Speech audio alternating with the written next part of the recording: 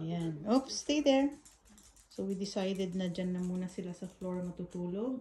We will see if they can tiis or if we can tiis. If we can tiis. We can tiis. Pero we'll see kung dyan na sila papwesto. Oops, nandito lang ako. Ala, daddy, oh. Bed.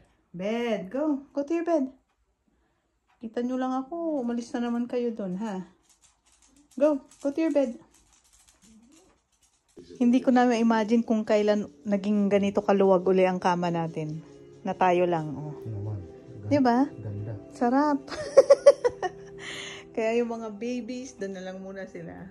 Kasi masyado na kaming masikip. Nahirapan na kami. So, Max here. Maui there. Maya there. Kanya-kanyang pwesto. And kami will have a maluwag na bed. Happy, Mr. V? Happy. Ako din. Masarap silang katabi pero stress na rin. Ano? Super happy. Kasi makaka-stretch na tayo ng mga paa natin. That's right.